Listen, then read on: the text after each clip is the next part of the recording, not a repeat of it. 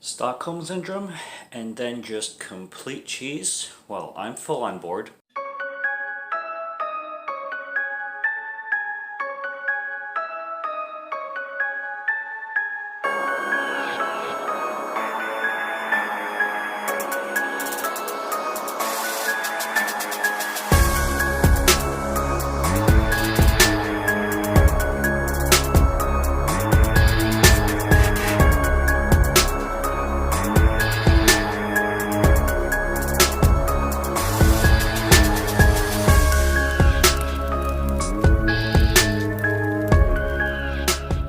What's going on, guys? Welcome to 31 Days of Horror. I am Morgan Film Fan. Let's jump into some scares. Now, you can obviously see that my environment is a little different for these two reviews, and I am also a little bit late on them. So, honestly, I apologize for that. It is what it is. Sometimes I have to change things up because of how circumstances work. Um, can't say any more than that. So it is what it is. But today's film, day 30, sorry, is Grave of the Vampire. This is actually directed by a director named John Hayes, and John Hayes.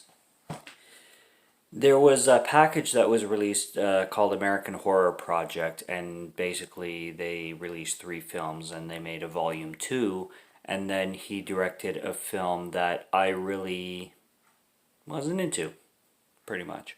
So John Hayes directed this film called Dream No Evil, and it was praised by this author, but basically film critic as well, called Stephen Thrower, I believe his name is, and it was directed in 1970. But I really like Dream No Evil just didn't resonate with me.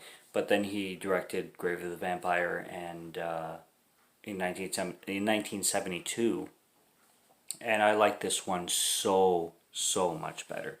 So what you have going on here is it's going to be very confusing to talk about because it involves this guy that basically comes out of his coffin alive, in vampire form, and he goes after this woman named Leslie at the beginning of the film, who's on a date with this guy named Paul. Paul, yes, Paul. Um, they're on a date. He takes her to a graveyard for some reason. I don't know why, but anyways, they're attacked. It's very Night of the Living Dead. In the way it's stylized, in the way the vampire looks. Basically, the only difference is that he comes out of a coffin instead of walking, just out of nowhere. But the cinematic experience is pretty much the same. And he happens to take this woman named Leslie into the grave and, forcing himself on her, kind of thing. And then he has her child, and she carries her child. Now, this is where it becomes kind of weird because she thinks it's Paul's child, like the man that she was with. And she obviously clearly knew that this happened. So that's why I say, is it Stockholm Syndrome? Or did she black out or something like that kind of thing?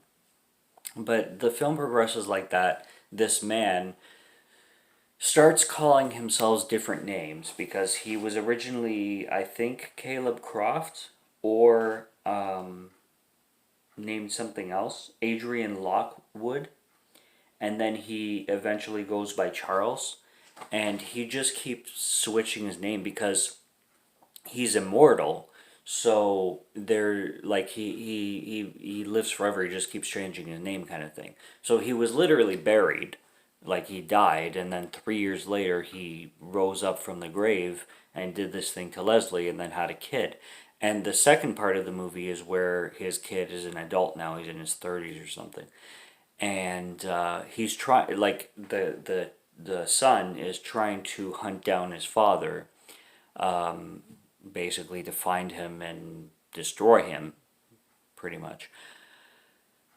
Um, it's it's a very confusing one, but stylistically, it's very, very well done. I really enjoyed Grave of the Vampire.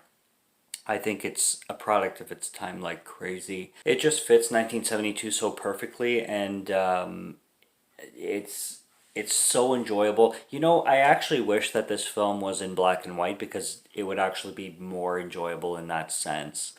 It's in color, like it's grainy though. It has that grainy feel to it, but I just giving it that black and white context, I think would even like make it greater. But that's not saying anything against it or anything like that. That would be like that's like a nitpick. That would be a personal preference kind of thing. The film is very very well done. If you like your cheese, because especially with the second half, like you're gonna get a lot of cheese. So basically, I don't really have to say like I don't have much more to say about Grave of the Vampire, but I definitely recommend it. So definitely go check it out. That's day 30. Subscribe to Morgan Film Fan if you like to listen to my voice or if you like my film reviews. There's lots on the channel. Check them out. Subscribe. Stay tuned, and I will be back for more. So again, I apologize for being late on the last two videos, and I apologize for the different scenario kind of thing. So have a good one. Stay tuned. Cheers.